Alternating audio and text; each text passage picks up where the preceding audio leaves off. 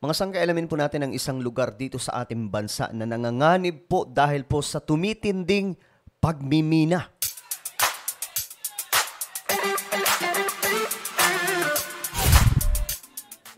Magandang oras po sa ating lahat, sa lahat po ng mga solid sangkay, sa lahat ng ating mga kababayan. Lagi pong nanunood dito sa ating channel at eto mahalaga po yung topic natin ngayon. Bago tayo magsimula, paki-subscribe po muna yung ating YouTube channel, mga sangkay ng dire-diretso. Dito kasi 1.2 million subscribers na po tayo. Ibig sabihin na dagdagan na po tayo ng 200,000 na mga subscribers. Kaya naman, i-subscribe nyo po ito sa mga hindi pa po nakakapag-subscribe dahil nga po para lagi kayong updated. Okay, sa mga nanonood naman po sa Facebook, huwag kakalimutang i-follow ang ating Facebook page. At eto, may papagawa lamang po ako sa inyo saglit sa mga nanonood po sa Facebook. Sundan nyo lamang po ito. So, super duper dali lang. Gawin nyo po ng aktual sa inyong mga cellphone. So, habang kayo ay nanonood mga sangka, i-check nyo sa inyong mga cellphone. Sa bandang itaas ng video na to, makikita nyo po ang tatlong tuldok kagaya ng nakikita nyo sa screen. Pindutin nyo po yan, yung tatlong tuldok. I hope na nasusundan ng lahat. Then, may lalabas po na show more. Okay? Then, pindutin nyo po yung show more or yung plus. Okay? So, ayun mga sangkay. Ito, diretso na po tayo, no? Kasi medyo nakaka-alarma ito, lalo na po dito ito sa ating bansa. Nakita ko po kasi itong episode mula po sa KMJS from Jessica.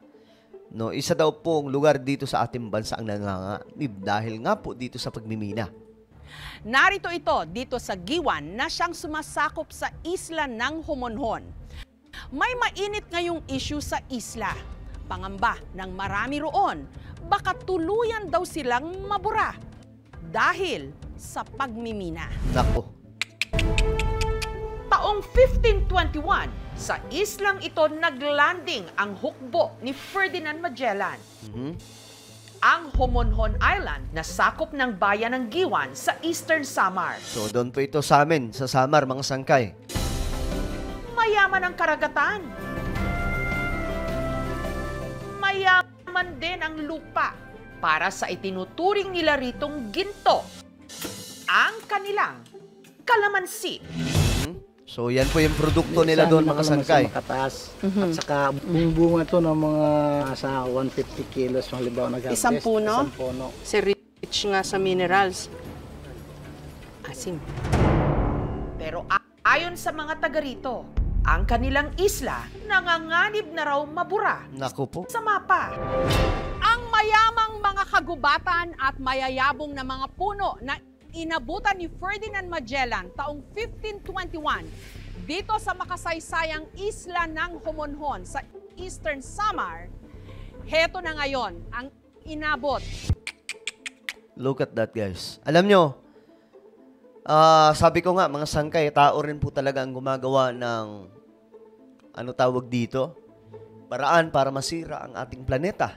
At yan po, kagaya niyan mga sangkay, sa tingin ba natin walang balik dyan? Sa tingin natin walang balik ang nature para po sa lahat ng tao na nakatira dito sa bansa natin? Kapag ang kalikasan po ay winasak, asahan po natin na in the near future, may ganti po dyan. Meron po mga natural disaster na magaganap, mga sangkay, dahil lamang po sa alam nyo kasi yung tao kasi ewan ko ba, naging ng tao, no, na maging sakim sa sobrang paghahangad ng yaman, sa sobrang paghahangad ng karangyaan, mga sangkay, di bali nang mawasak ang kalikasan.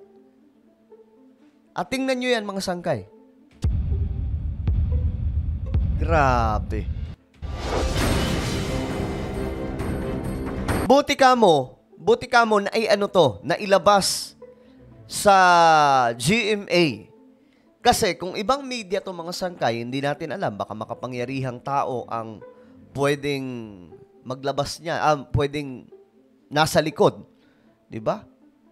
Kung ibang yan, mga sangkay, mga vlogger lang o kung naku, delikado. Pero GMA ang naglabas at ayan. Ang kanilang karagatan. unti-unti nang nagiging dagat ng putik. My goodness, tingnan nyo, oh. Ang mga residente, nagkakasakit na rin daw. At ang kanilang gintong kalamansi, unti-unti na raw nasisira. Yung mga Ako po. bulaklak, pag tinaktakan niya ng alikabok, hindi nabubuhay. Ang itinuturo nilang dahilan, ang tuloy-tuloy na pagmimina sa isla. Ayan, yan po yung bunga ng wala sa ayos na pagmimina. Sa ibang mga lugar, mga sangkay, ibang mga bansa, nagmimina din po sila. Pero hindi ganyan, kagrabe.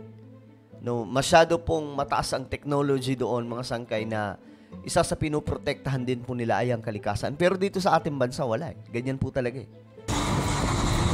Kasi ang kinakatakot namin na magkatensyon, magkasakitan. Alam namin, mga mahihirap lang kami, pero ilalaban po namin. Ito ang tunggalian sa pagitan ng mga nangangatwiran na kaunlaran ang hatid ng buwis at hanap buhay na nililikha ng mga minahan. At Kita nyo ang na. ipinaglalaban naman ng mga taga rito. Kabuhayan din at ang kanilang kalusugan at kapakanan ng kalikasan. Grabe niyan. Tingnan nyo naman kasi, mga sangkay, kung paano po nasira. Ang pagkakaalam ko, iniimbestigahan na po ito ngayon ng media mismo, itong GMA, pero hindi pa po yan yung Ang tanong kasi dito, may gagawin bang aksyon ang pamahalaan? Kasi I'm sure, ang nasa likod din po nito, yung kung sino mang mga malalakas na opisyal. Kaya nga sabi ko sa inyo, itong mga opisyal ng ating pamahalaan, marami po dyan kontrolado ng mga negosyante. No, kasi puppet lang po, no, karamihan sa opisyal natin, mga sangkay, puppet lamang po ng mga negosyante. Susuportahan namin kayo sa eleksyon, pero pagdating na nanalo na kayo naman ang poprotekta sa mga negosyo namin. 'Di ba?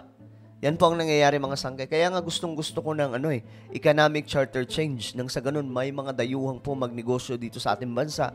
Nang sa ganun, hindi na po tayo maduga nito mga negosyante sa Pilipinas.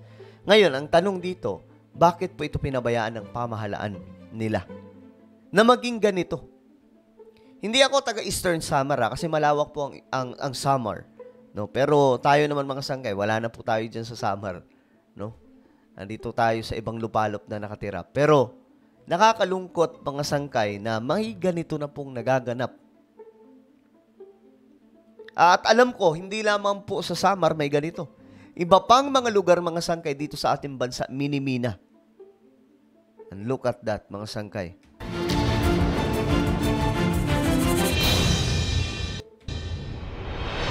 Sa nakalipas na mga linggo, tinag at may mga nagmensahe sa Okay. Yun pala yung rason, mga sangkay, kung bakit nakarating po sa media.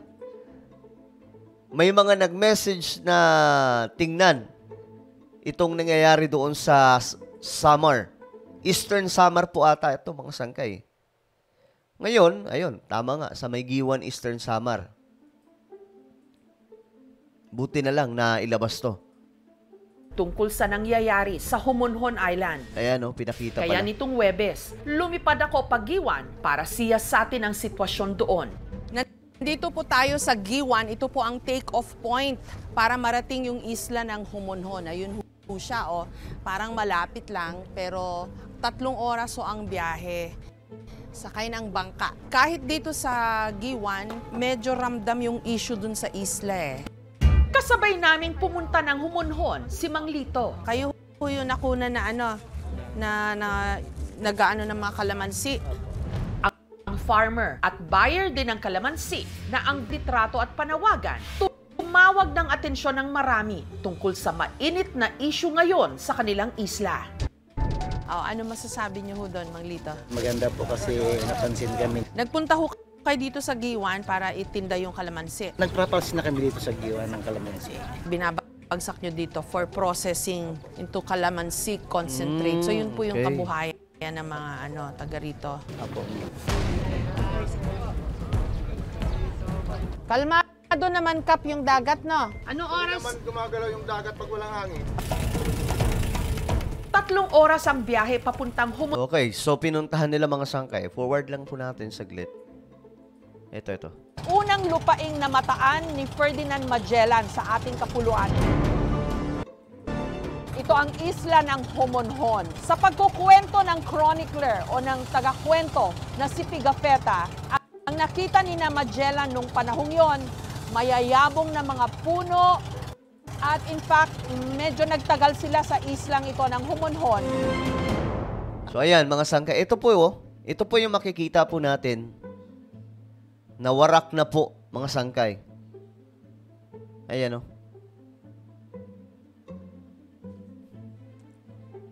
Alam niyo kung bakit lumalala ang climate change? Tao din po may gawa eh. Bakit? Kita niyo ang nangyari ngayon sa Dubai, mga sangkay, di ba? Grabing baha. Ganong kabilis. Mga lugar po yan na hindi po ganong kagrabe, pinapasok mga sangkay ng matitinding baha, ulan. Alam niyo yung mga ganitong klaseng nangyayari sa tingin niyo sa Pilipinas lamang po ito yung epekto, mga sangkay. Buong mundo po yan naaapektuhan. Buong planeta po natin yung apektado sa ganyan. Kapag ang kalikasan ay nasisira, nadadamay po yung lahat. Kahit po magkakaibang lugar po, lokasyon po yan, mga sangkay. Kaya naman nakakalungkot na may mga ganitong nangyayari. Tayo, sana, sabi pa nga ng mga scientist, by 2030, mas lalala na po ang sitwasyon ng ating mundo dahil nga po sa climate change. And right now, mga sangkay, kagaya po na ito, marami din pong mga bansa ang gumagawa, o kahit dito na po sa Pilipinas, marami pong mga nagmimina ang walang pakialam sa ating kalikasan. Napakaganda po ng Pilipinas. Kaya nga, sayang yung ganda kung nawawasak lamang po ng mga ganitong klase mga negosyo. Kaya tayo mga Pilipino, maging ano tayo? Tayo mismo ang kumontra sa mga ganitong klaseng gawain. Protektahan po natin ang kalikasan. Dahil alam nyo, ang Panginoong Diyos, kung babasahin po natin ang Bible, binigay po sa tao ng ating Panginoon ang dominion sa lahat ng bagay, sa lahat ng nilalang sa ating mundo.